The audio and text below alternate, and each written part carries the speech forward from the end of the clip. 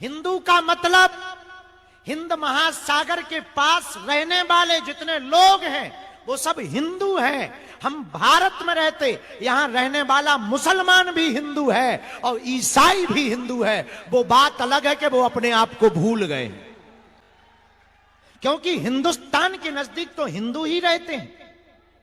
मुसलमान तो अरब और इराक में मिलेंगे, यहां तो रहने वाले मुसलमान भी उनके दादा के परदादा के दादा श्यामलाल और रामलाल ही मिलेंगे। और मेरे भारत के हिंदुओं, अगर तुम्हें अपनी संस्कृति और सभ्यता को पुनः स्थापित करना है, इस देश को बांग्लादेश होने से बचाना है, तो हमें भेदभाव और जात पात से ऊपर उठ करके हिंदुओं को एक हर हाल में होना ही पड़ेगा। और आज एक नई बात लेकर के हम आए हैं। हम भूल गए तो हम कम हो गए, हम भेदभाव में बट गए तो हम कम हो गए। इंदौर के हिंदुओं, बहुत चिंतनीय विषय है। Suriname, Burma, Indonesia, Fiji, Mauritius, Nepal, Rangoon में भी हिंदू रहते थे, बर्मा में भी हिंदू रहते थे। आज इतने से बचे। पाकिस्तान जब आजाद हुआ था, भारत से बट करके अलग हुआ था टुकड़ा, 22% हिंदू थे, वर्तमान में 2% से भी कम बचे हुए। इंडोनेशिया में हिंदू थे, बचे ही नहीं है।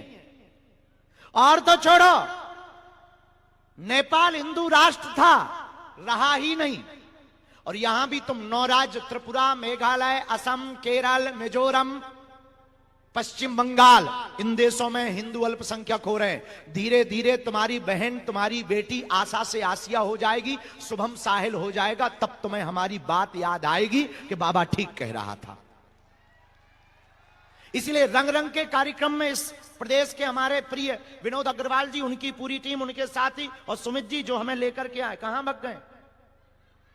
इन्हें ले आओ जी जबरदस्ती। हमें जो लेके आए इन्हें तो पहले ही मंच पर स्वागत फूलमाला से करवाओ।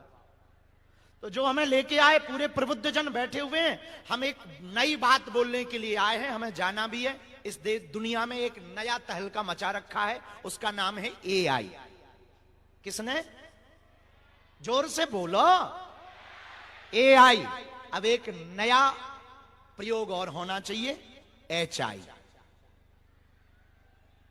AI के बाद एक नई लॉन्चिंग की जरूरत है, HI। AI मतलब आर्टिफिशियल इंटेलिजेंट, HI का मतलब Hindu intellectual.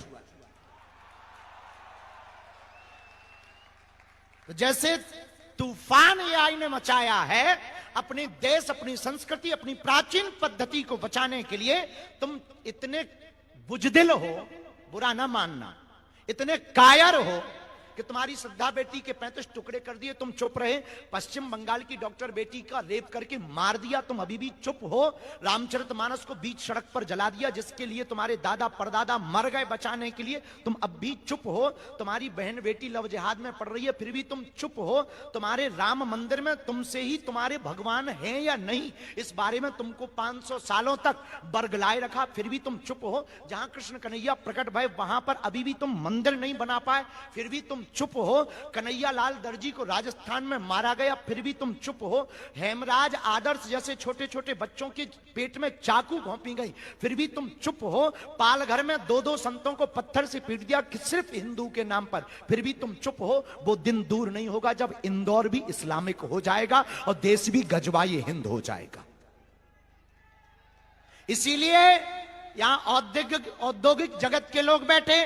HI Hindu intellectual का मतलब है 3 चीजों पर फोकस करना। पहला काम, इंटेलिजेंट हिंदू होना चाहिए, पढ़ा लिखा तर्क के साथ सभ्यवादी हिंदू होना चाहिए। युवाओं को हाथों में मोबाइल और रील की जिंदगी के साथ साथ रियल की जिंदगी पर पुनः उतरना चाहिए। तो HI का मतलब हिंदू इंटेलेक्चुअल होना चाहिए। तो पहला, इंटेलिजेंट हिंदू होना चाहिए। दूसरा, यूनिटी ऑफ हिंदू होना चाहिए, एकता में होना चाहिए।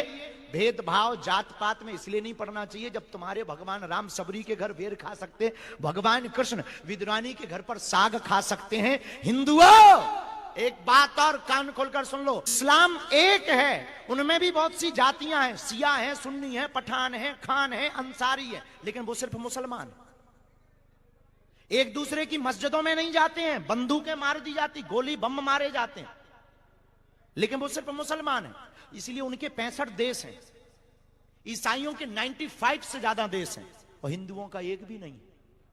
और जो भारत है वो भी छोड़ने वाला है। HI की बहुत जरूरत है, हिंदू इंटेलेक्चुअल की बहुत जरूरत। First intelligent Hindu, second unity of Hindu, third businessman Hindu. तो यहां औद्योगिक जगत के लोग बैठे हैं, एक नई सीमा पार कर दें, वो ये बिजनेस सिर्फ हिंदू से शुरू कर दे, नया इतिहास लिख जाएगा भारत में, नई क्रांति लिख जाएगी भारत में, और हिंदुओं में नया संचार आ जाएगा। और विनोद जी तो हमारे बहुत प्रिय हैं, और ये इस प्रदेश के रिचिस्ट लोगों में आते हैं, और हम सबसे गरीब हैं, हम सबसे ज्यादा पिछड़े लोगों में, अमीरी में सबसे ज्यादा पिछड़े में नंबर हमारा आता है। तो हमारा कहना लाजमी है, और गुरु होने के नाते भी हमारा कहना अधिकार है। हम यही कहेंगे कि आप एक नई लाइन खड़ी कर दीजिए। आपको देख करके प्रदेश के बहुत से बिजनेसमैन खड़े हो रहे हैं, और आपको देख करके बहुत से लोग फॉलो करेंगे। एक स्टेटमेंट कर दीजिए कि हमारी कंपनी में, हमारे काम में, हमारे बिजनेस में फर्स्ट प्रायोरिटी हिंदू को होगी, जो ऑलरेडी दुबई में है। ये कोई नई बात नहीं कर रहा, ऑलरेडी दुबई के लॉ में है, आबू धाबी के लॉ में है। आप वहां पर कोई भी बिजनेस करेंगे तो वहां के लिए वहां का एक शेख होना कंपनी रजिस्टर्ड के लिए बहुत जरूरी है, जो उस कंट्री का हो। इसी प्रकार आपकी कंपनी में हिंदुइज्म के लिए फर्स्ट स्टेप अगर आप लगा देंगे तो भारत के हिंदुओं में एक नया संचार खड़ा हो जाएगा।